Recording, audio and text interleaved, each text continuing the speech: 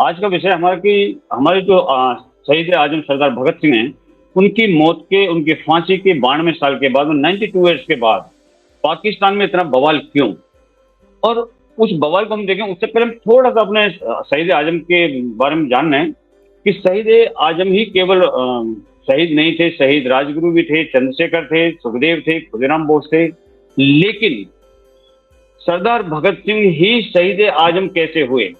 वो व्यक्ति थे, वो चिंतावान थे, चिंताशील व्यक्ति थे, चिंताशील क्रांतिकारी थे कि जिन्होंने अकेलों ने ही ऐसा नाम कमाया कि पूरी जनता, पूरा भारत उनको शहीद आजम कहने लगा।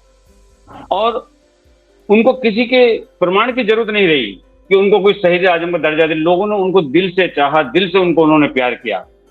अब बात ये कि एक वो व्यक्ति जिसको कि दिल से लोग बाग शहीद आजम कहते हैं, शहीद आजम के नाम पर सर अपना झुका लेते हैं, और दूसरे हुए थे हमारे देश के अंदर हमारे सो कॉल्ड राष्ट्रपिता मोहनचंद करमचंद गांधी। और देखिए, वहां कोई पिता ऐसे नहीं, मतलब पिता कोई तब बनता है जब वो कि एक बच्चे को जन्म देता है। और यहाँ पर मोहनदास करमचंद गांधी ने दो दो चीजों को जन्म दिया था, दो देशों को जन्म दिया था, एक पाकिस्तान और एक बांग्लादेश। हाँ, वो जो दोनों देश हैं, पाकिस्तान और बांग्लादेश, वो उनको राष्ट्रपिता कह सकते हैं।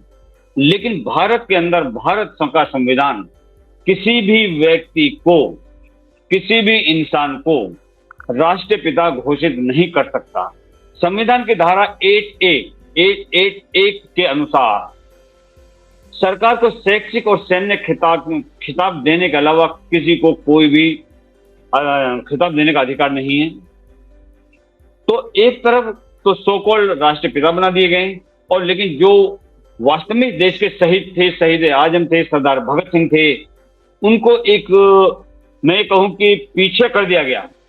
उनको महात्मा गांधी के नाम से पीछे कर दिया गया, उनको चाचा नेहरू के नाम से भी पीछे कर दिया गया। और आज उसी सरदार भगत सिंह, शहीद आजम भगत सिंह की एक अनारकली थाना है लाहौर के अंदर पाकिस्तान में, उसमें एक एफआईआर दर्ज हुई थी जिसकी बिना पर सरदार भगत सिंह को फांसी दी गई थी। वो एफआईआर पाकिस्तान के अंदर ही निकलवाई गई कि आखिर उस एफआईआर में ऐसा क्या लिखा हुआ था कि सरदार भगत सिंह को फांसी दे दी गई। जब वो एफआईआर निकलवाई गई और उसको पढ़ा गया, वो उर्दू भाषा के अंदर थी, तो पता चला कि उस एफआईआर के अंदर तो शहीद आजम का नाम ही नहीं है।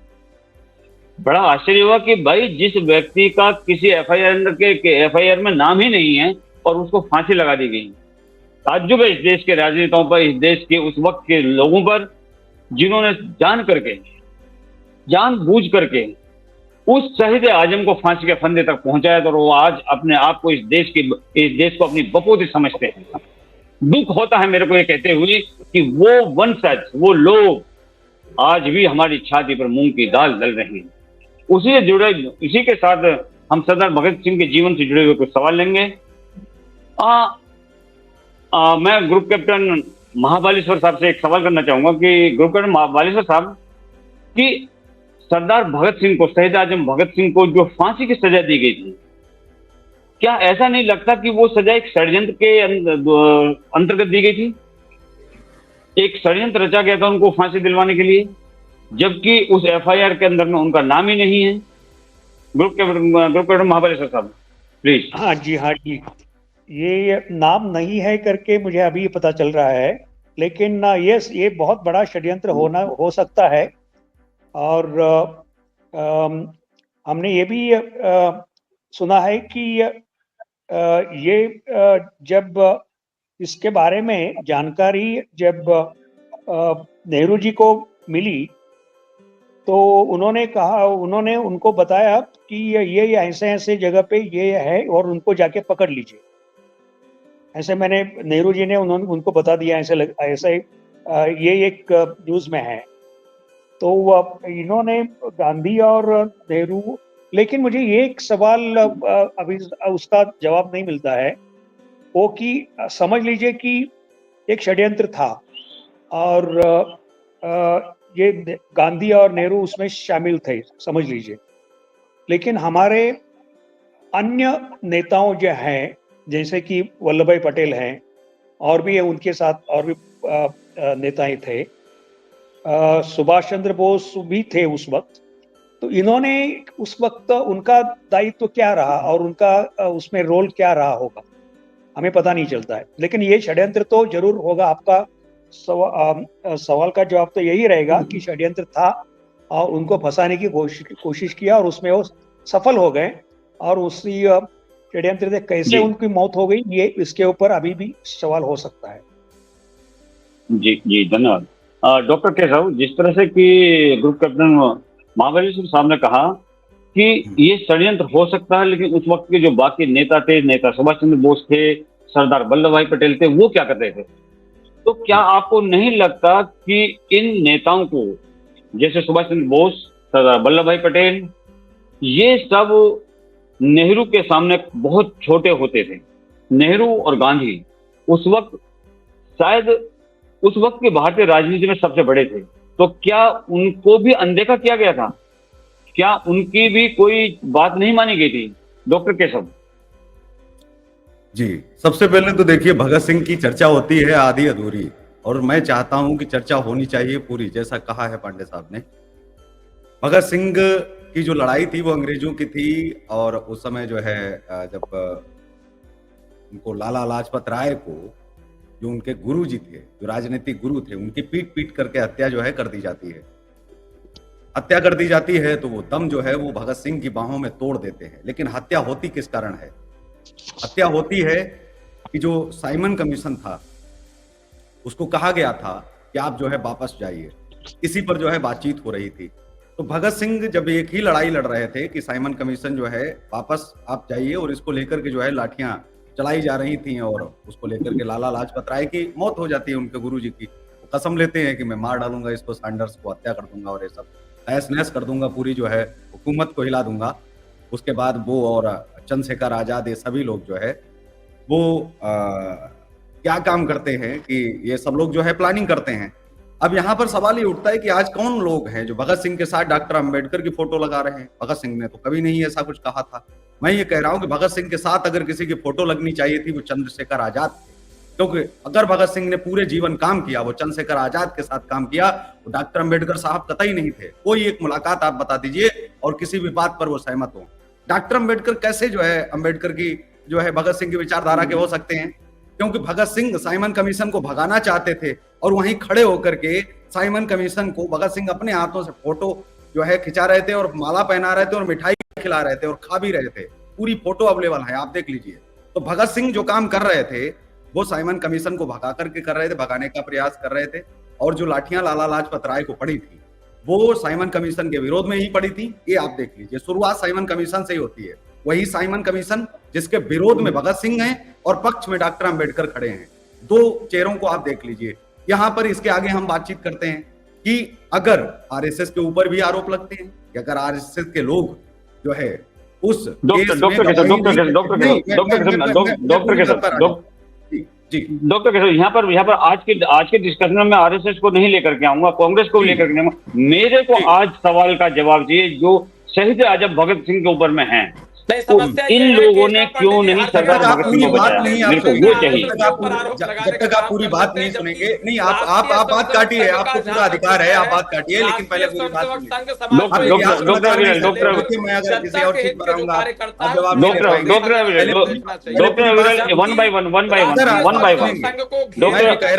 डॉक्टर अविरल एक एक करके क्या करना चाहता हूँ डॉक्टर अविरल, जबकि डॉक्टर प्लीज एक वन बाय वन चुप हो जाता हूँ जी।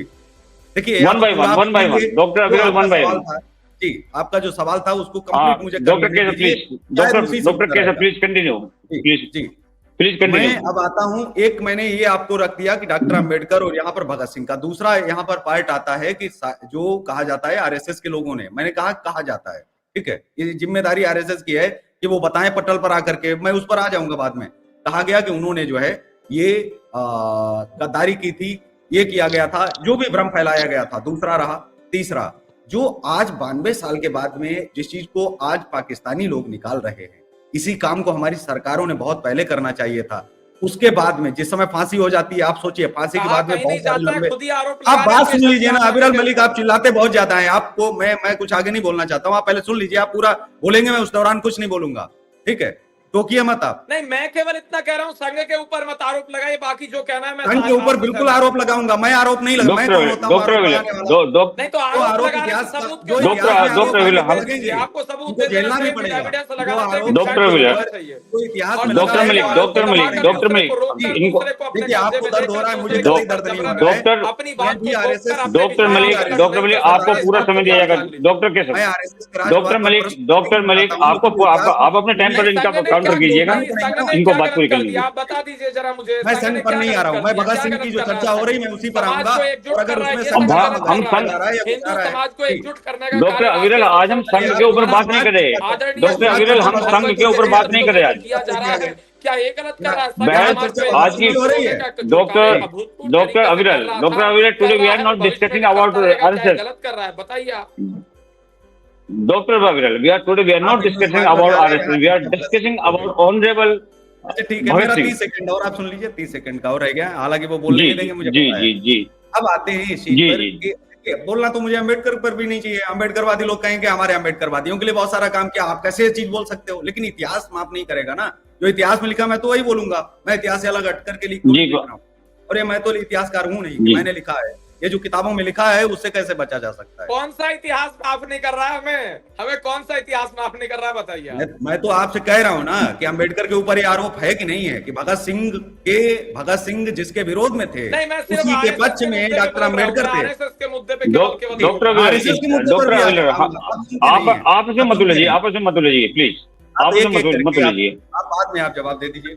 अच्छा, अब सवाल आता है कि भगत सिंह की जो FIR है ये आज नहीं, ये उसी दौर में खुल जानी चाहिए थी। क्योंकि जब लंबे लंबे लेख लिखे गए थे भगत सिंह की मौत के ठीक बाद, दूसरे दिन से ही डॉक्टर अंबेडकर ने लेख लिखे। उसके बाद RSS की तरफ से भी जो थे उसकी तरफ से भी लेख लिखे गए कई लोगों की तरफ से। उसके बाद में क्रांतिकारियों ने भी बहुत सारे जो है लेख लिखे और बहुत सारी चीजें की जो उस समय के पत्रकार थे। मैं ये कह रहा हूं कि किसी ने भी उस समय FIR की कॉपी क्यों नहीं मांगी और उस समय क्यों सवाल नहीं उठाए गए, उस समय चीजें क्यों नहीं उठाई गई? RSS का विरोध तो आज तक होता रहा। जो आज पाकिस्तान कर रहा है यही काम भारतीय जनता पार्टी और RSS भी अपनी सफाई में कह सकते थे कि वो जो शर्मा जी केस लड़ रहे थे वो हमारी तरफ से नहीं थे बिल्कुल भी, और न तो हमने कोई गद्दारी की है। ये केस बहुत पहले खुल जाना चाहिए था, ये बड़ी देर की। और मैं पहले से भी कहता आ रहा हूं कि इस केस की अगर पड़ताल हो जाती बहुत पहले तो ये साफ हो जाता। शायद उसमें RSS का जो नाम घसीटा जा रहा है, शायद अंग्रेजों की चाल हो या किसी और की चाल हो, वो भी साफ हो जाता। दो बातें तो क्लियर हो जाती है। आखिर क्यों नहीं उस पर्दे को हटाना चाहते हो? क्यों पर्दे के अंदर कुछ और लोग और चेहरे भी आ जाएंगे क्या? तो बचाना तो पड़ेगा और किसी को हटाना भी पड़ेगा, लेकिन इस पर्दे को हटाने के लिए इतने साल कैसे लग गए? और वो भी भारत ने नहीं, ये पाकिस्तान के द्वारा किया जा रहा है। जी डॉक्टर केशव, जिस तरह आपने कहा कि उसको अभी तक क्यों नहीं किया गया, तो मैं आपकी जानकारी के लिए बताऊं, आजादी से लेकर के मतलब 1947 से लेकर के 2014 तक किसकी सरकार थी? क्या भाजपा थी? क्या RSS थी इस देश के अंदर? नहीं, इस देश में कांग्रेस की सरकार थी। ये वो सरकार थी जिन्होंने अकेले सरदार भगत सिंह ही नहीं, नेताजी सुभाष चंद्र बोस के भी डेथ वारंट पर साइन किए हुए इन लोगों ने। ये वो कौम है जो कि इस देश के साथ में शुरू से लेकर आज तक गद्दारी करती हुई आई है। मैं संघ का प्रवक्ता नहीं, मैं RSS का प्रवक्ता नहीं, मैं भाजपा का प्रवक्ता नहीं, मैं अपने देश का प्रवक्ता हूं। मैं अपने संघ विश्व हिंदू स्वयंसेवक संघ का प्रवक्ता हूं। तो इसलिए मैं गर्व से इस बात को कह सकता हूं कि उस वक्त भाजपा नहीं थी और RSS थी भी, तो उसके कितने लीडर थे जो कि महात्मा गांधी या जवाहरलाल नेहरू के सामने स्टैंड कर पाते थे? ये तो बहुत बात बनी है। भाजपा के समय कहाँ भाजपा थी? बिल्कुल। डॉक्टर अविरल, आप एक चीज बताएं कि क्या सरदार भगत सिंह को, शहीद आजम भगत सिंह को उस वक्त बचाया नहीं जा सकता था? और अगर सरदार भगत सिंह एक आतंकवादी थे, अगर मैं रेफर करूं गांधी को, तो गांधी जी ने लिखा है ये एक जगह पर, क्या नेहरू ने और गांधी ने उनकी खिलाफत की थी सरदार भगत सिंह की? क्या उनको बचाया नहीं जा सकता था? क्या उस टाइम के ये दोनों राजनेता या उस टाइम के कांग्रेस के नेता जो कि सबसे ज्यादा पावरफुल थे, क्या इस पोजीशन में नहीं थे कि सरदार भगत सिंह को बचा पाते? या जो FIR लिखी गई थी उस एफआईआर की कॉपी लेकर के वो पब्लिक कोर्ट के अंदर जाते उस टाइम पर, डॉक्टर विरल? जी नहीं, देखिए केशव जी अपने समय में बोल रहे थे, ये कह रहे थे कि हम बहुत ज्यादा चिल्लाते हैं। रही बात भारतीय जनता पार्टी की, जिस प्रकार से राष्ट्रीय स्वयंसेवक संघ का विषय है, तो संघ के ऊपर ये आरोप लगा रहे हैं। संघ के ऊपर ये आरोप लगा सकते हैं क्योंकि इन्हें मालूम है कि आप संघ कानों से सुना करिए, समस्या यही है, कानों से सुना कीजिए। के सामने आकर बाद में आप एक चीज को देख लीजिए, मैंने ये कतई आरोप नहीं लगाया, मैंने कहा कि आरोप लगे। कांग्रेस पार्टी की सरकार थी, ये कांग्रेस पार्टी के ऊपर आरोप नहीं लगा सकते थे। 1975 के दौर में अगर ये होते, उस कालखंड में अगर ये होते, इमरजेंसी के दौर में इंदिरा जी के ऊपर सवाल खड़े कर रहे होते, आरोप लगा रहे होते, तो वो इंदिरा जी जेल भिजवा देती। लेकिन हम सबको कहते हैं कि सबको बोलने की छूट है और निश्चित रूप से मिलनी भी चाहिए। क्यों नहीं मिलनी चाहिए? हम तो खुद कहते हैं मीडिया मजबूत होना चाहिए, और मीडिया अगर सबसे मजबूत किसी दौर में है तो गर्व से हम कह सकते हैं कि हमारे दौर में है। लेकिन हाँ, राष्ट्रीय स्वयंसेवक संघ के ऊपर बेबुनियाद आरोप लगाया जाना अनुचित है, मैं केवल इतना ही कहना चाहूंगा। और जहां तक बात है राष्ट्रीय स्वयंसेवक संघ की स्थापना किसने की, किस उद्देश्य के साथ की, इस बात को डॉक्टर विरल गुरु गोलवलकर जी डॉक्टर विरल मेरे सवाल का जवाब नहीं, डॉक्टर विरल मेरे सवाल का जवाब चाहिए मेरे को ये चाहिए कि क्या उस वक्त के, मैं वहीं आ रहा हूँ। देखिए असल में क्या है कि संघ के ऊपर आरोप लगा लेने से आप आपस में मत उलझिए, लाभ हो जाएगा, मैं ऐसा नहीं समझता हूँ। संघ के ऊपर आरोप लगा रहे हैं, आप लगाइए, आपकी इच्छा हो सकती है। संघ जो काम कर रहा है वो निरंतर करता रहेगा। हम समाज की सेवा पहले भी कर रहे थे, आज भी कर रहे हैं, भविष्य में भी करते रहेंगे। गरीबों के लिए पहले भी हम काम कर रहे थे, आज भी कर रहे हैं, भविष्य में भी करते रहेंगे। हमारी राष्ट्रीय स्वयंसेवक चर्चा भगत सिंह के ऊपर चर्चा हो रही है। डॉक्टर विरल देखिए, डिबेट को डॉक्टर विरल खुली किताब है हमारा राष्ट्रीय स्वयंसेवक संघ संगठन। डॉक्टर विरल बात को डिस्कशन बढ़ाइए। भगत सिंह से बड़ा तो बहस को डिरेल मत कीजिए, भले ही भगत सिंह जैसे बहस को डिरेल मत कीजिए। आप संघ के ऊपर आरोप लगा रहे थे, कल के भी कार्यक्रम में बिल्कुल, और सही में लगा रहा था आरोप, बिल्कुल बेबुनियाद नहीं था। मैं तो कह रहा हूँ कि आप कहिए कि डॉक्टर विरल बहस को डिरेल मत कीजिए। नहीं, आप जवाब नहीं दे रहे हैं डॉक्टर विरल, आप मेरी बात का जवाब नहीं दे पा रहे हैं। आपको राज्यसभा में डॉक्टर विरल आप हमारे कुछ मित्र नहीं डॉक्टर विरल आप मेरी बात का जवाब नहीं दे पा रहे हैं। हमें क्या तकलीफ है? हम तो चाहते हैं हमारे डॉक्टर विरल आप बात का जवाब, डॉक्टर विरल आप कोई किसी प्रकार की ना दिक्कत है ना कोई आपत्ति है। डॉक्टर विरल आप बहस को डिरेल कर रहे हैं। नहीं, वो ये तरीका नहीं। मैंने आपसे बड़ा सीधा एक मासूम सा एक सवाल किया था आदरणीय, मैंने आपसे एक हर मुद्दे में आरएसएस आ जाता है। कल मुद्दा था हिंदुओं को एकजुट करने का, कल मुद्दा था एक मंच पर सारे हिंदू संगठनों को लाने का, तो हिंदू संगठनों को एक मंच पर लाने के मुद्दे में भी इनका कहना था कि आरएसएस ही तोड़ रहा है। देखिए, व्यक्तिगत अगर आप लड़ाइयों में अगर आप पढ़ेंगे और आप ये लड़ेंगे कि पिछले महीने क्या कहा, तो आप शब्द में अपने मुंह से नहीं निकाल सकता। मैं तो कह रहा हूं कि आरएसएस जो है वो आज तक कभी बोली ही नहीं, और हिंदुओं को सबसे ज्यादा बांटने में आरएसएस का जिम्मेदार जो है नहीं है।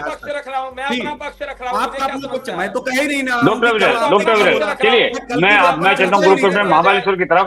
मैं बात पर चर्चा ही नहीं मैं गुरुकुल महाबलेश्वर साहब से पूछूंगा। आपने कल क्या बोला?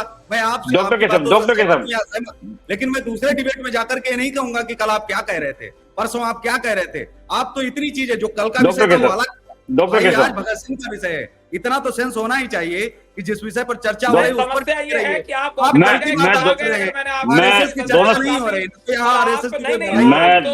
मैं दोनों सदस्यों से जी के ऊपर आरोप लगाते हैं। मैं आरोप लगाता हूँ, आप उसको धो दीजिए। मैं दोनों मित्रों से कहूंगा कि शांत रहे। मैं दोनों मित्रों से कहूंगा कि दोनों मित्र शांत रहे। आप आरोपों को दो डालिए कम से कम। डॉक्टर केशव और डॉक्टर मलिक दोनों शांत रहे प्लीज, दोनों शांत रहे। हमारा मुद्दा ये नहीं है। मैं गुरुकुल महाबलेश्वर साहब से पूछना चाहूंगा कि बाकी महाबलेश्वर साहब, क्या उस टाइम ऐसा नहीं लगता था कि ये सभी लोग मिलकर के सरदार भगत सिंह को बचा पाते, या अगर सरदार भगत सिंह क्या वास्तव में आतंकवादी थे, और वो कौन सी वजह थी जिस वजह से गांधी और नेहरू ने इनकी मुखालफत की थी? वो क्या कारण थी? क्योंकि कुछ कारण है कि जो पर्दे के पीछे रखे गए हैं।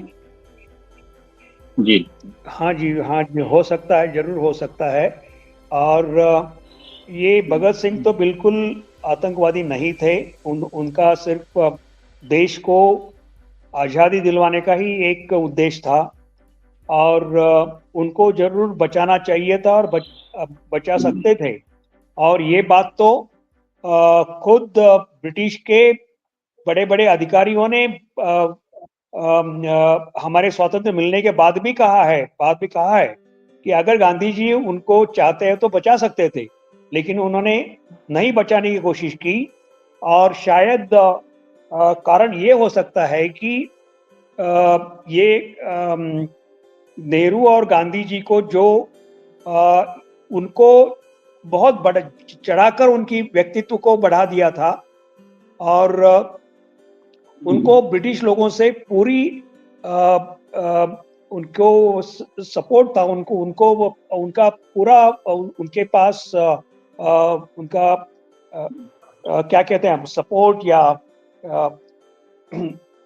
ये पूरा उनका पाटिंबा था। मराठी में पाटिंबा कहते हैं, हिंदी में क्या कहेंगे आप? उनका ओरा था। Aura it is because of the support from Britishers. It was artificially created. Yeah. So artificially created, and the whole idea of creating a huge personality out of Gandhi and Nehru was to pull down people, the other leaders like Patel, Subhash Chandra Bose, Shahid Bhagat Singh, Azad, Chandrasekhar Azad, and various others. And अगर उनको ज्यादा अगर महत्व मिलता गया तो इनकी व्यक्तित्व को छोटा हो जाता था। तो इसलिए ब्रिटिशर्स को ये मान्य नहीं था कि गांधी और नेहरू छोटा दिखे। So they wanted to make them as very huge personalities so that the others look very small, and they did not have much voice. उनको ज्यादा उनकी आवाज नहीं उठ पाई। और इसके वजह से मेरे ख्याल से सुभाष चंद्र बोस जी को जब पता चला कि उनके अभी ज्यादा उनको सपोर्ट मिलने वाला नहीं है, तो उन्होंने दूसरा रास्ता चुन लिया कि देश ही पूरा छोड़ दिया और चले गए जर्मनी से। जो ब्रिटिश के जो शत्रु थे उनके साथ मिलने का उन्होंने एक संकल्प ले लिया और चले गए बहुत मुश्किल से। जैसे सावरकर जी को छोटे बना के रखा था, जैसे सावरकर जी को जिन्हें समुद्र में एक उड़ी मारी थी, उसमें उन्होंने जंप करके वो भाग के दूसरे देश में जाके पहुंच गए। उसी तरह जो उन्होंने शूरता दिखाई थी, उसी तरह सुभाष चंद्र बोस जी ने भी शूरता दिखा के अपने घर से वो भाग के वो जर्मनी पहुंच गए। कैसे पहुंच गए होंगे ये इसका हमें सोचना भी बड़ा मुश्किल का काम है। जर्मनी पहुंच गए, वहां हिटलर से मिल गए। वहां से उनको पानडुब्बी में यानी जहाज से, पानी के नीचे से जाने वाले जहाज से उनको जापान भेजा गया। जापान में उनको, हाँ जी, सबमरीन से उनको जापान भेजा गया। जापान में उनको बताया गया कि भाई हमारे पास करीब 70,000 भारतीय सैनिक हमारे कब्जे में हैं, वो आप अभी हमारे सैनिक रहेंगे और उनके ऊपर आपका दायित्व हो सकता है। वहाँ एक ऑलरेडी एक दूसरे बोस थे, उनका नाम रिहारी, क्या नाम उनका, रास बिहारी, जो उन्होंने ऑलरेडी ही जापान पहुंच गए थे। उनका भी नाम सरनेम बोस था, लेकिन रिवाड़ी ऐसे कुछ था उनका पहला नाम। रास बिहारी बोस। तो हाँ जी, रास बिहारी बोस, यस। तो उनका जो नेतृत्व था उन्होंने सुभाष चंद्र बोस जी को सौंप दिया, और उनके पास ये 70,000 भारतीय सैनिक उनके कब्जे में आ गए।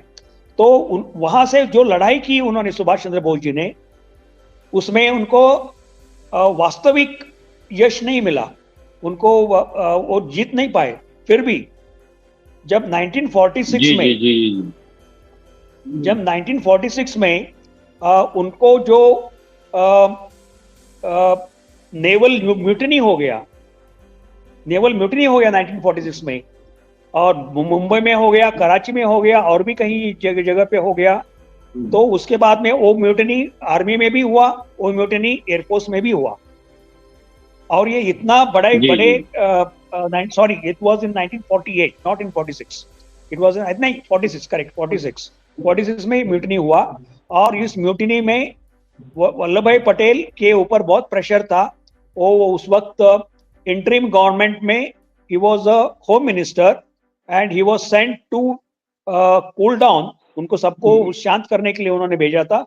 बहुत लोगों को उन्होंने ये भी दिया, उनको डिसमिस भी कर दिया, लेकिन दे सक्सीडेड इन हाँ कंट्रोलिंग द म्यूटिनी, जी जी म्यूटिनी ऑफ नेवी, ये आर्मी एंड एयरफोर्स। जी, तो ये तो काफी वो एक अलग इशू आप उसको गलत मतलब दूसरी साइड में ले जा रहे हैं। अब मैं डॉक्टर अविरल, एक्चुअली वो कौन सा डर था कि शहीद आजम को टाइम जो उनका फांसी का मुकर्रर था, मैं आपसे दो सवाल है मेरे। एक तो वो कौन सा डर था उस वक्त के नेताओं को कि शहीद आजम को मुकर्रर टाइम से पहले फांसी लगा दी गई थी, पहला। दूसरा, अपने मफाद के लिए, अपने फायदे के लिए भारतीय नेताओं ने, उस वक्त के जो नेता थे, मुख्यतः उस समय के कांग्रेस के नेता, मैं पर्टिकुलरली बोल रहा हूं, कांग्रेस के नेताओं ने अपने मफाद के लिए, अपने फायदे के लिए शहीद आजम सरदार भगत सिंह को मरवा दिया था। डॉक्टर अविरल जी, नहीं देखिए, अगर गांधी जी के द्वारा प्रयास किया जाता तो ऐसा नहीं था कि ना माना जाता। अंग्रेजों के द्वारा गांधी जी ने इसमें प्रयास नहीं किया, इस बात को आप कह सकते हैं निश्चित रूप से। लेकिन हाँ, जो केशव जी की बात थी उससे मैं सहमत हूं इस बात से। लेकिन जहां तक बात है, इसमें राष्ट्रीय स्वयंसेवक संघ का जो नाम लिया गया था, इन्वॉल्वमेंट प्रस्तुत करने का कार्य किया गया था, दिखाया गया था, मैं उससे किसी प्रकार से सहमत नहीं हूं। संघ की जहां तक बात है, राष्ट्रीय स्वयंसेवक संघ के जो कार्य सबको मालूम है। हमने आजादी के आंदोलन में बड़ा संघर्ष किया, इस बात को जानना आवश्यक है। और उसके साथ डॉक्टर अविरल, साथ मेरा सवाल है, मेरा सवाल वो नहीं है जो नहीं, आपके जितना जवाब देंगे। कांग्रेस पार्टी कहती मेरा है कि सवाल एक, कांग्रेस ने संघर्ष किया, तो कांग्रेस ने कोई संघर्ष नहीं किया। जो संघर्ष किया वो राष्ट्रीय स्वयंसेवक संघ के संघर्ष की तुलना अगर ये कर ले, मालूम पड़ जाएगा। सवाल का कौन सा इनका नेता फांसी के फंदे पर झूला, जो राष्ट्रीय स्तर का नेता हो, अध्यक्ष स्तर का? नाम नहीं बताते हैं। मैंने बीसीओ चैनल पर पूछा, सारे राष्ट्रीय प्रवक्ताओं से पूछा, कोई बोलने को तैयार नहीं, किसी के पास उत्तर नहीं है। और उसके बाद ये आजादी का आंदोलन की वाहवाही लूटने का काम करते हैं। जवाब देना चाहिए इन लोगों को। और उसके साथ साथ रही बात शहीद आजम भगत सिंह जी की, इस विषय पर नहीं बोलेंगे, ये केवल अपना गुणगान करते रहेंगे और उस पार्टी का गुणगान करेंगे जिस पार्टी का गठन किसने किया, विदेशी ने किया, एओ ह्यूम ने किया, उस पार्टी का ये बैठ के गुणगान करते हैं। शर्म आनी चाहिए। और किस उद्देश्य के साथ कांग्रेस पार्टी का गठन हुआ था, किस परिस्थितियों में हुआ था, वो भी सबको मालूम है। अगर मैं इस प्रकार से पोल खोलने लगूंगा तो शायद अच्छा नहीं होगा कांग्रेस वालों के लिए। डॉक्टर केशव, जो पाकिस्तान के थाना अनारकली लाहौर की 17 दिसंबर 1928 की एफआईआर की कॉपी निकलवाई गई है पाकिस्तान वालों के द्वारा, जो कि उर्दू भाषा में है, जिसके अंदर में शहीद आजम का नाम ही नहीं है। मैं ये जानना चाहता हूँ कि आज तक 1947 से लेकर आज तक भारत की किसी भी सरकार में, चाहे कोई भी पार्टी की सरकार रही है, उसने वो कॉपी निकलवाने की जहमत नहीं उठाई, या क्या इसलिए नहीं निकलवाई गई वो कॉपी कि उससे असलियत खुल जाएगी उस वक्त के नेताओं की, या इसलिए नहीं निकलवाई, या आज जो सरकार है इसलिए नहीं निकलवा रहे कि जो सत्ता में सरकारें रही हैं विगत समय में उनकी असली पोल खुल जाएगी? डॉक्टर केशव जी, धन्यवाद आपका। देखिए, दो बड़ी वजह होती हैं कि जब भी सरकार किसी का डेटा निकलवाती है, वो दो चीज़ों पर, या तो सरकार सम्मान देना चाहती हो या फिर उसको पकड़ना चाहती हो, तभी उसकी कुंडली निकालती है। जाहिर सी बात है, सरकार का कभी मकसद रहा ही नहीं कि इन लोगों को सम्मान या फिर इनको वो कुछ और दिया जाए। जो इनको टैग मिला था अंग्रेजी हुकूमत से, ब्रिटिश हुकूमत के द्वारा, वो लगातार जो है जारी रहा, और उसको लेकर के सरकार ने कभी ये चाहा ही नहीं कि भगत सिंह को एक बहुत बड़ा सम्मान दिया जाए, उनको क्रांतिकारी खुद सरकार की तरफ से घोषित किया जाए। हालांकि घोषित किया गया, टिकटें भी जारी की, सब कुछ जारी किया, लेकिन जो एक निकाला जाना चाहिए था, जैसे कहते हैं ना, भारत रत्न देने के लिए व्यक्ति का जिंदा रहना बहुत जरूरी है, या अगर मृत्यु के उपरांत दिया जा रहा आवश्यक अगर दिया जाता है तो ये भी सुनिश्चित होना आवश्यक है कि उसकी मृत्यु हो चुकी है, तो उसके लिए तो कागज खंगालने पड़ेंगे। इसी तरह से जब कोई बड़ा सम्मान दिया जाता है किसी भी व्यक्ति को, तो उसके बारे में जानने का जो है पहले सरकार उसको जानती है, क्योंकि कल को इतिहास भी उससे पूछेगा कि आपने क्यों दिया। अगर कोई बड़ा सम्मान आज तक देती तो ये बहुत पहले जो है केस खुल जाता। लेकिन मैं ये कह रहा हूँ कि जितने भी उस समय के अधिवक्ता थे, वकील थे, वो भले ही दलीलें किसी पर दें, और मैं जब आरएसएस की बात कर रहा था तो सिर्फ इतना कह रहा था कि आरएसएस के ऊपर जो है आरोप लगाए गए, लेकिन उन आरोपों को निराधार करने के लिए या आधार बनाने के लिए ना तो जो लोग आरोप लगा रहे थे, जिस पक्ष से आरोप लगाए जा रहे थे, ना तो उन्होंने कोई मशक्कत की, ना तो उन्होंने कोई अपने दस्तावेज दिखाए, और ना तो इधर से प्रयास किया गया कि आखिर जो भगत सिंह के साथ में जो झूठ लगातार पिरोया जा रहा है, जो गढ़ा जा रहा है, जो वामपंथी लोग हैं जो लगातार आरएसएस को ये बताते हैं कि जानी दुश्मन थे भगत सिंह जो है आरएसएस के। मैं देखिए, जहां पर गलतियां किसी संगठन या किसी व्यक्ति की होंगी वहां पर तो कहा ही जाएगा। अगर मैं नहीं बोलूंगा तो फिर कौन बोलेगा? जो लोग बोलने वाले हैं वो बोलेंगे, जो विरोध करने वाले हैं वो विरोध करेंगे। विरोध तो हर चीज का जो है किया जाएगा, ऐसा नहीं है। अब मैं अगर उसी बात पर आऊं, भगत सिंह जब भी नेताजी बोस और नेहरू में अगर किसी को चुनने की बात करते थे तो 1928 के कीर्ति अखबार में उनका एक लेख जो है छपा था। दैनिक सैनिक आगरा में भी उन्होंने जो है ये लेख जो है छपाया था। भगत सिंह ने क्या कहा था कि उन्होंने अपील की थी, खास करके उन्होंने कहा, देखिए नेताजी सुभाष चंद्र बोस बहुत डेंजर है, बहुत खतरनाक है, उनके साथ मत जुड़िए। आप जुड़ना है तो आप नेहरू के साथ जुड़िए, वो बहुत बड़े दूरदर्शी नेता हैं। ये किसका लेख है? ये लेख है भगत सिंह का। भगत सिंह लिखते हैं कि मैं नास्तिक क्यों। इस पर अगर जाएंगे बहुत लंबा जाएगा। आरएसएस पर भी उन्होंने लेख लिखे हैं। मैं ये कह रहा हूं कि कोई व्यक्ति का अपना विचार या मत हो सकता है, उसके आधार पर जो देश बांटने का काम करता है, शायद उस समय बहुत सारी चीजें समझी गई नहीं, बहुत सारी चीजें एक दूसरे के प्रति जो जो भ्रमित किया जाता था वो अंग्रेजों के द्वारा और उनके एजेंटों के द्वारा किया जाता था। निश्चित तौर पर आरएसएस का जो गठन किया गया था वो राष्ट्रवाद की नींव पर किया गया था और आज तक वो काम कर रहा है। अगर आरएसएस नहीं होता तो आज हिंदू भी नहीं होते, ये अगर कह दिया जाए तो इसमें भी कोई गलत नहीं होगा। लेकिन बहुत सारी चीजें जो कटता जा रहा है उनमें कहीं ना कहीं संशोधन भी तो समय के साथ होना चाहिए। मैं समझता हूँ उन चीजों के लिए मैं जिम्मेदार ठहराऊंगा कि जब वर्तमान परिस्थितियों में अपने आप को नोकिया ने खुद को नहीं बदला तो खत्म हो गया मार्केट से। बहुत सारे संगठन जो है पैदा हो रहे हैं। क्यों पैदा हो रहे हैं? लगातार पैदा होते जा रहे हैं। इनको पैदा होने की बजाय पैदा ही नहीं हो संगठन, ये इस पर विचार विमर्श होना चाहिए कि उनके विचारों को भी साझा जो है करना चाहिए। लेकिन भगत सिंह की बात पर हम फिर जो है दोबारा आते हैं। अब सरकार की जिम्मेदारी, आप जवाब दे लीजिए। मैं ये कहता हूँ कि आपको टोकने की आदत वो एक पता है क्या है? कांग्रेस की सुप्रिया श्रीनेत में और आप में कोई अंतर नहीं है। बीच में टोकने की बजाय तो आप लगातार बोलते रहे, मैं तो बोला ही नहीं। आप लगातार बोलते रहे, मैं बोला ही नहीं। दोनों मित्र शांत रहे। रवीश कुमार में मैंने कहा कि आप बोलिए, आपके बोलने के बीच में मैं बोला ही नहीं। आपके बीच में मैं बोला ही नहीं। डॉक्टर शांत रहे। नहीं, एक एक करके आपके बोलने के टाइम में डॉक्टर केशव, मैं ये कहना चाहूंगा, जैसे काउंटर करना होगा। डॉक्टर केशव, आपने कहा कि सरदार भगत सिंह ने बोला था कि अगर जुड़ना है तो नेहरू के साथ जुड़िए। ये आपने कहा था भी कि ये लेख लिखा था सरदार भगत सिंह ने। तो वो कौन सी ऐसी बात थी? अगर शहीद आजम ने ये लिखा था और वो इतने अच्छे नेहरू के सपोर्टर रहे थे या उनको पसंद करते थे, तो फिर वो कौन सा वो डर था कि जिसने सरदार भगत सिंह को बेमौत और बगैर एफआईआर के फांसी के फंदे तक चढ़वा दिया था? पहला। दूसरा, अगर ये एफआईआर की कॉपी भारत ने निकलवाई होती पाकिस्तान के अंदर से, तो आज इस देश की सेक्युलर पार्टियां इस सरकार के सामने तलवारें लेकर खड़ी हो जाती कि देश को भड़का रहे। लेकिन सच ये है कि उस वक्त की सरकारें नहीं चाहती थी कि सुभाष चंद्र बोस, सरदार भगत सिंह की असलियत सभी के सामने आए, इसलिए इनको देश से निकाला गया था।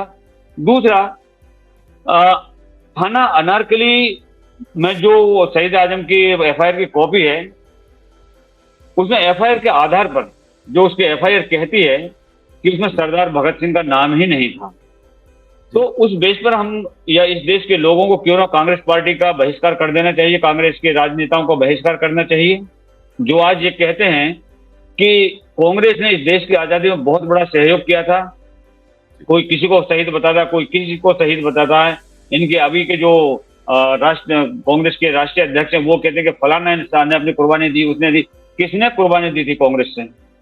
किसने शहीद भगत सिंह को एफआईआर को देके बगैर फांसी में जाने दिया? क्यों नहीं उनको बचाया? किसने सुभाष चंद्र बोस के लिए लिखा था कि जिंदा या मुर्दा जब भी सुभाष चंद्र बोस आएंगे इस देश के अंदर हम अंग्रेजों को हैंड ओवर करेंगे? वो कौन था? वो क्या वो आरएसएस थी? क्या वो भाजपा थी?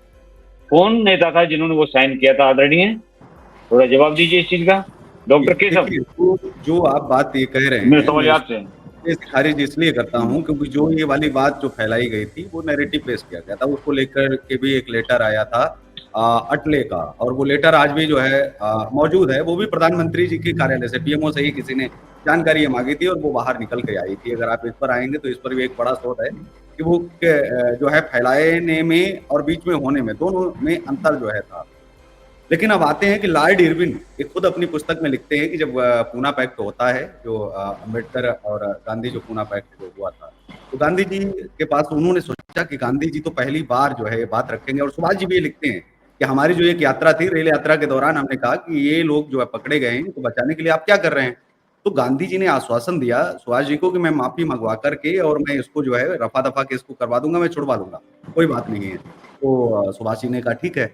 तो उसके बाद में गांधी जी जब मुलाकात करते हैं और वो खास करके कहते हैं कि समझौते में आप पहली शर्त यही रखेंगे। सुभाष जी अपनी जो है जो संपूर्ण वामांग है उनका 1934 से 1942 का जो उनका मेरा भारतीय संघर्ष करके जो पुस्तक है उनकी, उसके 2 भाग हैं जो अप्रकाशित थी, बाद में प्रकाशित हुई। और उसमें वो लिखते हैं इस बात को कि मेरी जो गांधी जी से बातचीत हुई थी उसमें साफ हमने कहा था कि समझौते में पहली शर्त आपने ये रखनी है कि पहले भगत सिंह को छोड़ा जाए। गांधी ने आश्वासन भी दिया था। गांधी जब जाते हैं तो लॉर्ड इरविन लिखते हैं अपनी पुस्तक में, वो कहते हैं कि गांधी जी से मुझे यही अपेक्षा थी कि ये पहला सवाल जो है वो ये शर्त ये पहली यही रखेंगे कि पहले आप भगत सिंह को छोड़िए बिना शर्त, उसके बाद में इस समझौते पर हस्ताक्षर होगा। लेकिन वो कहते हैं कि पूरी मीटिंग के दौरान गांधी कुछ बोलते ही नहीं भगत सिंह के ऊपर। लास्ट में मैं और अपनी तरफ से कहता हूं कि वो उसका लाहौर केस का बोलते वो तो सरकारी मामला है, उससे मेरा क्या लेना देना है, वो तो लॉ एंड ऑर्डर का मामला है, सरकार का मामला है, उसको सरकार देखेगी। तो मतलब साफ तौर पर ये दिखाता है कि गांधी ने कोई प्रयास किया ही नहीं। जो वादा भी किया था नेताजी बोस से वो भी झूठा हुआ। और अगर चंद्रशेखर आजाद जो लास्ट में मारे गए थे, जिस समय उनको शहीद जो है किया गया था या वो शहीद हुए थे अपने आप, तो जब वो नेहरू से मिलने जाते हैं, अंतिम मुलाकात उनकी जो है आनंद भवन में होती है और वो जेल तोड़ने की ही तैयारी कर रहे थे कि अब भगत सिंह को निकालने का एकमात्र तरीका रह गया है, वो है जेल को ब्लास्ट कर देना और जेल से निकालना। इस तैयारी में उनके एक साथी का हाथ भी उड़ गया था क्योंकि वो बम तैयार कर रहा था। और ये वहीं से जो है जब निकलते हैं आनंद भवन जाते हैं तो वो कहते हैं कि आप जो है यहाँ पर करिए। और इसका खुलासा भी नेहरू ने अपनी पुस्तक में किया है। एक व्यक्ति आता है और वो हमसे कहता है कि मैं चंद्रशेखर आजाद, तो ये मुलाकात उससे करते हैं। और वहां से निकलने के ठीक बाद ये जो है अल्फ्रेड पार्क में ये घटना हो जाती है। तो साफ तौर पर ये दिखता है कि किसने मुखबरी की, किसको पता था, जब उनका कोई चेहरा तक नहीं जानता था। नेहरू से पहले वो कभी पकड़े ही नहीं गए और नेहरू के पास जाने के बाद निकलते ही जबकि वो उनको परिचय देते हैं, तो ये आज तक कभी खुलासा हो ही नहीं पाया, उसकी कभी जांच करवाई नहीं गई। देखिए पाकिस्तान जैसे देश में, जिसको हम टेरर कंट्री बोले, कुछ भी बोले, फिर भी वो कम से कम एक क्रांतिकारी के लिए प्रयासरत हैं। वहाँ के वकील, वहाँ के समाज सेवी वर्षों से इस चीज की लड़ाई लड़ रहे हैं। आप अगर देखेंगे वहाँ एनजीओ काम कर रहा है भगत सिंह के ऊपर खास करके, और वो उनके केसेस जो पेंडिंग है, चीजें हैं, उन पर बहुत वर्षों से मेहनत किया है, तब जाके अब उनको जो है ये एफआईआर हाथ लगी है। हालांकि ये सब जानते हैं कि उस एफआईआर के बाद में उनके ऊपर अलग से ब्लेम लगा करके बहुत सारी चीजें की गई थी, जो पुलिस के द्वारा तब भी वही था और आज भी वही है। तो कुछ अलग नहीं बदला है और यही अंतिम इच्छा थी जो एक 1825 का जो एक्ट था जिसकी बात करते थे भगत सिंह की। मेरी अंतिम इच्छा यही है कि ये पुलिस एक्ट जो है वो खत्म होना चाहिए, जिसकी वो बात करते हैं। जी धन्यवाद। मैं अपना अंतिम सवाल तीनों मित्रों से करूंगा। सबसे पहले मैं डॉक्टर अविरल के पास आऊंगा कि डॉक्टर अविरल, क्या उस वक्त 1947 में या सरदार भगत सिंह की शहादत के समय, क्या उस समय के जो लोग थे, जो भारतीय राजनीति के लोग थे, मतलब कांग्रेस पार्टी उस टाइम में एक थी, क्या उस पार्टी के लोगों को ये डर था कि अगर शहीद आजम जिंदा रहें या जिंदा रहे तो कुछ लोग इस देश के 2 प्रधानमंत्री नहीं बन सकते। क्या कहा मैंने? इस देश के 2 प्रधानमंत्री या इस रविंद्र देश जी, में आपकी 2 आवाज नहीं आ प्रधानमंत्री रही नहीं है। बन सकते। आपकी मेरी आवाज नहीं आ रही? है। एक मिनट। आपकी आवाज आ रही है? क्या मेरी आवाज अभी आ पा रही है? मलिक जी, मेरी आवाज पहुंच रही है आप तक? अभी आई मेरी आवाज? आई थिंक दोबारा हमको जो है जुड़ना पड़ेगा जी। हेलो। उनका ही कुछ सिग्नल का प्रॉब्लम है लगता है। आप मेरी आवाज आ पा रही है आपको? हमें आ रही है जी। डॉक्टर अविरल जी को नहीं आ रही थी। और डॉक्टर केशव, आप लोग सुन पा रहे हैं? हाँ जी, बिल्कुल आपकी आवाज आ रही है। डॉक्टर जी, तो पहला मैं ये कह रहा था कि क्या उस समय के लोगों को ये डर था कि अगर शहीद आजम जिंदा रहे या उनके होते हुए इस देश के अंदर 2 अलग-अलग प्रधानमंत्री नहीं बन सकते हैं? मैं फिर से सवाल दोहरा रहा हूं, मेरा सवाल ध्यान से सुनिएगा। क्या लोगों को उस वक्त ये डर था कि अगर शहीद आजम जिंदा रहे तो इस देश के अंदर एक समय में 2 अलग-अलग प्रधानमंत्री नहीं बन सकते? पहला सवाल। दूसरा, और राष्ट्रपिता नहीं बन सकता इस देश के अंदर, और इस देश का बंटवारा भी नहीं हो सकता। क्या लोगों को ये डर था? डॉक्टर अविरल, वो क्या अभी डॉक्टर लाइन पे अविरल नहीं अवेलेबल है। नहीं है? डॉक्टर केशव। जी, देखिए 2 चीजें हैं। 2 प्रधानमंत्री की तो बात ही नहीं उठती, सवाल ही नहीं उठता यहाँ पर। अगर हम जिन्ना और जो है बोस जी के पत्रों को अगर देखें तो सुभाष जी ने पहला प्रपोजल ही जिन्ना जी को दिया था कि आप प्रधानमंत्री बन जाइए। हालांकि वो मना करते हैं और लास्ट तक ये कहा भी जिन्ना ने कि मैं केवल इस देश के अंदर एक ही नेता को मानता हूँ, वो नेताजी सुभाष चंद्र बोस है। उनके अलावा मैं इस देश में प्रधानमंत्री भी किसी को स्वीकार नहीं करता हूँ। उन्होंने साफ तौर पर ये कहा था। तो ये लड़ाई उस समय तो ऐसा कोई सवाल नहीं आया होगा, क्योंकि न तो नेताजी को ये पता था कि मैं आज़ादी के बाद में मैं रहूँगा या नहीं रहूँगा, या उस समय के लोगों को जो था वो भगत सिंह को लेकर के तो नहीं, लेकिन हाँ, ये कहा जा सकता है कि नेताजी का जो दौर था वो नेताजी का ही एक दौर था। लेकिन जो एक विश्वास की जो एक लड़ाई थी, जो वो गांधी जी ने कहीं न कहीं तोड़ी थी कि जो अगर सुभाष जी या तो गलत है क्योंकि वो लिखते हैं अपनी पुस्तक में, और फिर अगर जो नेताजी बोस लिख के अपनी पुस्तक में गए हैं, अगर वो इतिहास सही है, तो फिर निश्चित तौर पर जो है वो गांधी ने जो वचन तोड़ा, जो शपथ तोड़ी, उसके लिए तो फिर इतिहास उन्हें कभी माफ नहीं करेगा, क्योंकि वो चीज़ उन्होंने ही तोड़ी। अगर ऐसा वो मना कर देते तो शायद नेताजी बोस पूरा प्रयास करते जो है बचाने का, क्योंकि वो आश्वस्त हो गए थे। उन्होंने कहा था मैं बचा लूंगा। जी जी। डॉक्टर महाबली सर, मेरा आपसे भी सीधा सवाल है कि क्या उस नहीं, वक्त लोगों को साहब, ये डर था कि शहीद आजम अगर जिंदा रहे तो देश के अंदर में एक ही वक्त में 2 प्रधानमंत्री नहीं हो सकते, राष्ट्रपिता नहीं बन सकता देश के अंदर, और देश के 2 टुकड़े भी नहीं हो सकते? क्या ये डर था उस टाइम लोगों को, इसलिए शहीद आजम को मरवा दिया गया?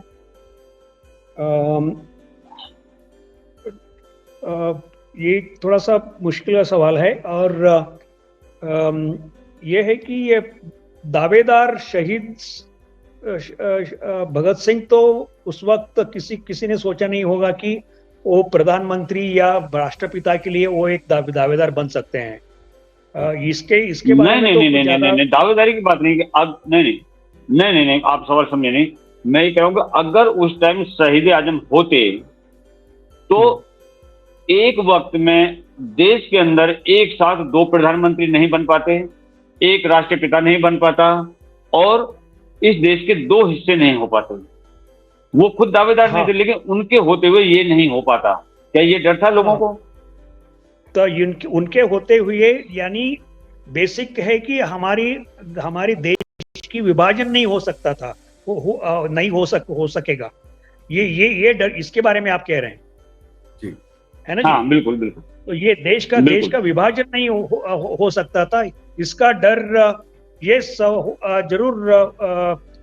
डर तो जरूर रहेगा, सभी को डर है, क्योंकि वो बहुत ही बड़े एक राष्ट्र सेनानी थे, जैसे सुभाष चंद्र बोस भी थे।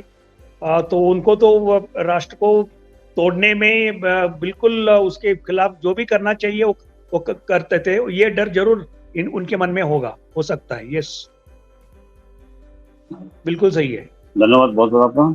जी। डॉक्टर केशव, जी मैं ये एक बार फिर ये सवाल आपसे करूंगा कि क्या उस वक्त के भारतीय नेताओं को, भारतीय कांग्रेस के नेताओं को ये डर था कि अगर शहीद आजम जिंदा रहे तो उनके जिंदा रहने के कारण इस देश में एक ही वक्त में दो प्रधानमंत्री नहीं होंगे? मेरी बात ध्यान से सुनिएगा, मैं कह रहा हूं एक वक्त में देश के अंदर दो प्रधानमंत्री नहीं हो सकते, देश का राष्ट्रपिता भी नहीं हो सकता और देश का बंटवारा भी नहीं हो सकता। क्या उस वक्त के लोगों को ये डर था? अब ये सवाल जो है, मैं फिर उसी पर जो है आऊंगा कि सवाल का शायद ये कभी सोचा ही नहीं गया, न सरकार के बारे में सोचा गया, क्योंकि उस समय आज़ादी की पड़ी। आज़ाद कब होंगे? क्योंकि 1857 के दौर के बाद में ये पहली बार ऐसा था जो वो दौर चल रहा था कि हम शायद आज़ादी पा पाए। सरकार बनाना तो किसी ने सोचा ही नहीं था, ये तो केवल राजा महेंद्र प्रताप ने 1915 में सरकार बनाई। उसके बाद में जो सरकार बनी इटली में बनाई भगत सिंह के चाचा श्री ने। उसके बाद तीसरी सरकार हमारे नेताजी बोस ने बनाई। उसके बाद चौथी सरकार बलिया में चित्तू पांडे ने बनाई। फिर राष्ट्रीय सरकारें और 3-4 बनी। उसके बाद हमारी 7वीं 8वीं सरकार, ये अंतरिम सरकार जो है बनी। तो उससे पहले 7 सरकारें हमारी बन चुकी थी। लेकिन भगत सिंह ने न तो कोई सरकार, उस समय भगत सिंह के या उनके क्रांतिकारी साथी थे, न तो उन्होंने कोई सरकार बनाई, या उस दौर में कोई सरकार का प्रस्ताव ही नहीं ऐसा कुछ चल रहा था। किसी को अंदेशा भी नहीं था कि हम लोग आजाद हो जाएंगे, क्योंकि लड़ाई थी, वो चल रही थी। तो उस समय प्रधानमंत्री कौन बनेगा या कौन नहीं बनेगा, ये प्रश्न उस समय के हिसाब से इसलिए गलत है क्योंकि उस समय प्रधानमंत्रियों का ये विभाजन और तय कौन क्या बनेगा क्या नहीं बनेगा ये किसी को पता ही नहीं था।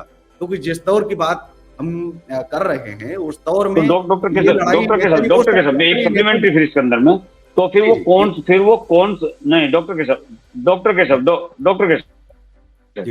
वो कौन सा डर था कि सरदार भगत सिंह को समय से पहले फांसी दे दी गई? पहला। दूसरा, उस एफआईआर के आधार पर दी गई जिसमें उनका नाम नहीं था। तीसरा, गांधी ने या नेहरू ने सरदार भगत सिंह को बचाने के लिए कोई प्रयास क्यों नहीं किया? फिर क्या कारण था उस चीज का? जी, अगर आप कहते हैं कि उस टाइम सरकार बनाने के बाद कुछ भी विचार नहीं था, तो भी सारा ड्रामा कैसे हो गया?